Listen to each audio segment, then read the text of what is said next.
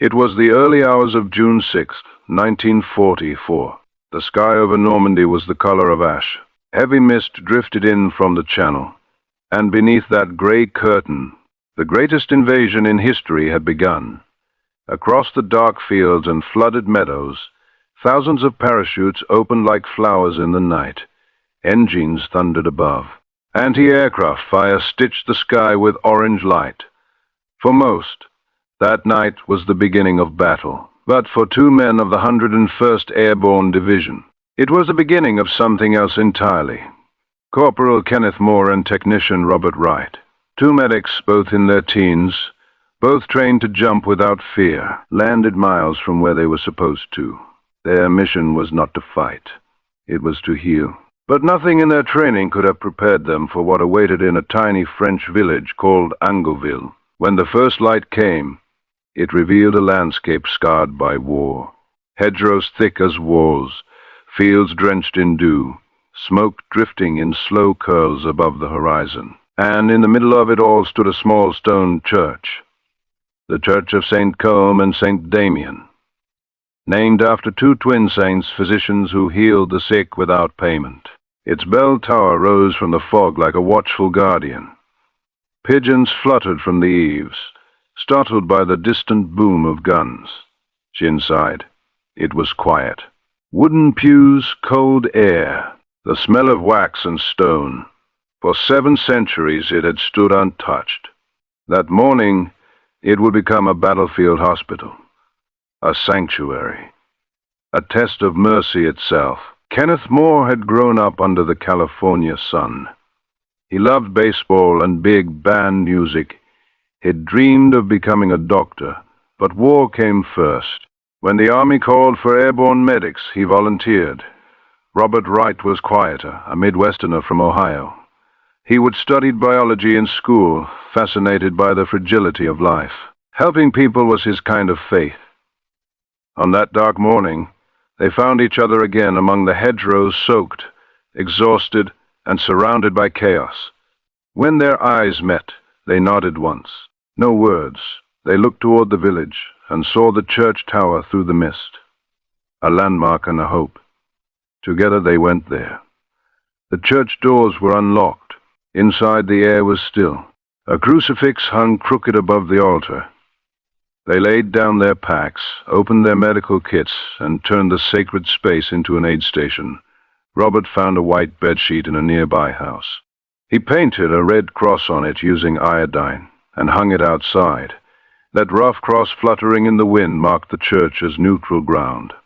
Within the hour, the wounded began to arrive. Paratroopers crawling, stumbling, carried by comrades. More cut open uniforms.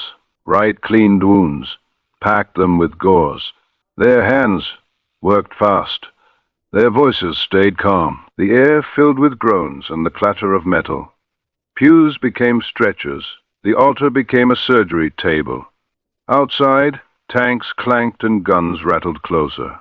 A shell tore through the roof. It hit the floor near the altar, bounced once, and rolled to a stop. For one long heartbeat, no one moved. Then Wright grabbed it and threw it through the doorway. It exploded outside. The church shook, but it stood. They exhaled and went right back to work. Halls blurred into a single endless day. Blood mixed with candle wax on the stone floor. The air was thick with iodine and smoke.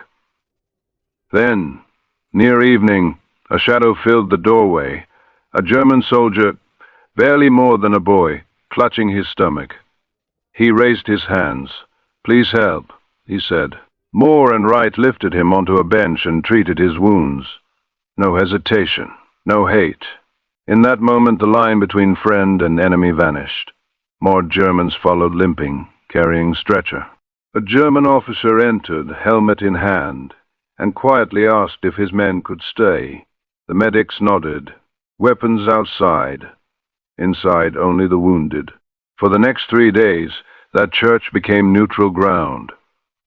A tiny world where compassion triumphed over war. They ran out of bandages and tore parachutes into strips. They boiled muddy water for cleaning. They shared what little food they had. When shells landed nearby, they threw themselves over the wounded. At night, they slept for minutes at a time against blood-stained pews. Outside, the village changed hands twice. German, then American, but neither side touched the church. Even the enemy respected what was happening inside. By the morning of June 8th, the guns fell silent. Only crows called over the hedgerows. Inside the church lay 75 wounded soldiers and one small French child, alive because of 2 medics who refused to leave. The floor was black with dried blood, the air heavy with smoke and medicine. Moore and Wright stepped outside at last, blinking in the sunlight. They didn't speak. They didn't celebrate. They just breathed. In the days that followed, they helped evacuate the wounded to field hospitals. Then, they packed their meager gear and moved on to the next fight. But something in them had changed forever. Moore wrote later that he had seen the worst of man and the best of man, all within the same walls. Wright once said he could still hear men calling for their mothers in every language. Those memories never left them. After the war, Moore returned to California. He married his sweetheart, worked in the oil business, and raised a family. He rarely spoke about the church in Normandy. Wright went home to Ohio. He built homes, helped veterans, and volunteered at his church. When asked what kept him alive in Normandy, he said, "I just couldn't leave them. None of them." Decades later, they returned to France together. The village was quiet again. The same cobblestones, the same hedgerows, and the same small church, its bells still ringing softly over the fields. Inside, the pews still bore faint brown stains, marks of that week long ago. 2 stained glass windows honored the medics, one showing a parachute, the other the Red Cross they'd hung on that June morning. Villagers wept as the 2 old men entered. They stood beneath the colored light in silence. Moore whispered, saying, "It doesn't belong to us anymore. It belongs to everyone who suffered here." Both men passed away within a year of each other. Robert Wright in 2013, Kenneth Moore in 2014. Yet their story still echoes across Normandy. Visitors walk into that church and fall silent. Some kneel, some cry, and when the bell rings, it seems to carry the memory of mercy itself. The story of Angloville Plain is not about strategy or victory. It's about the quiet strength of conscience. 2 young medics surrounded by death, choosing compassion over hate. They had no medals, no promise of survival. Only the conviction that every life, friend or foe, deserved a chance. That belief turned a war zone into a sanctuary. When you think of D-Day, think beyond the beaches. Think of that small stone church where mercy survived the storm.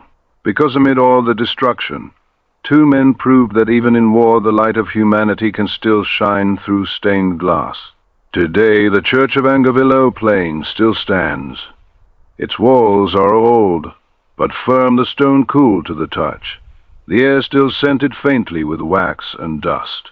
If you walk through its wooden doors, the light falls through those stained glass windows, red and gold, shimmering softly on the pews below. Look closely at the floor and you can still see it. Not forgotten, not erased, just there. Some leave flowers, others leave dog tags or folded notes. Outside, the fields are peaceful now. Where once paratroopers landed in the night, cows graze in tall grass. The hedgerows are thick again. The air smells of earth and rain. And when the bells of Angloville ring over the green fields each summer, they carry more than sound. They carry a lesson, that in war, amid all the orders and chaos, there's still room for choice. And that choice, to heal, to forgive, to protect, is what keeps our humanity intact.